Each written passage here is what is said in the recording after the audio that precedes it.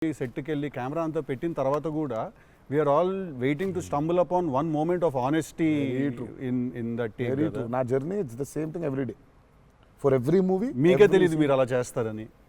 తెలీదు. అక్కడ కరెక్ట్గా వెళ్ళే ముందు ఒకటేదో దొరుకుద్ది. కరెక్ట్. ఇప్పుడు మామూలుగా దేవరాలు ఉంది, వర ఎలా ఉండాలో ఒక ఐడియా ఉంది. ఇప్పుడు దేవర ఎలా ఉండాలో దొరకట్లేదు నాకు. సో నాకు అర్థం అవ్వట్లేదు.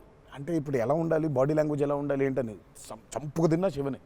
కాచివా ఏం శివ నాకేం అర్థం అవ్వట్లేదు, చెప్పు ఏదో చెప్పంటే అబ్బా మీకు వచ్చేస్తుందిలే నిలిపాడు.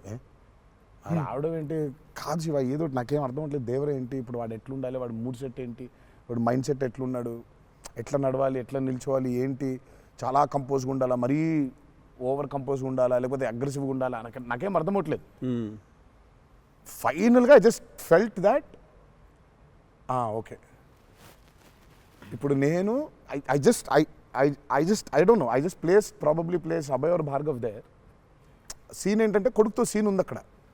ఇప్పుడు నేను ఎట్లుండాలి అనేది నాకు అర్థం అవ్వట్లేదు. సో ఇమ్మీడియట్గా I just felt that okay అసలు ఇది అంతా కాదు, దేవరా ఇస్ అ ఫాదర్ కదా, ఆ father instinct తెచ్చేయి first.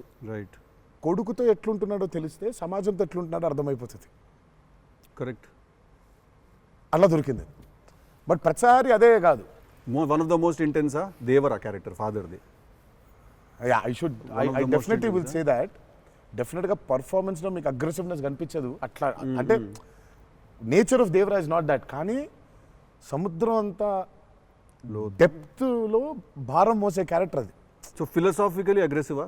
Yeah, very. Right. Philosophically is very aggressive and regal. And regal. అదే అగ్రెసివ్, ఆ రీగల్నెస్ ఉంటుంది. But is very philosophically aggressive. Right. Because అంత అంత అంత భారం మోస్తున్నాడు యాక్చువల్గా. సో కొంచెం ఆ వాజ్ డిఫికల్ట్ బికాస్ ప్రతిసారి అది కనిపించాలి. And sir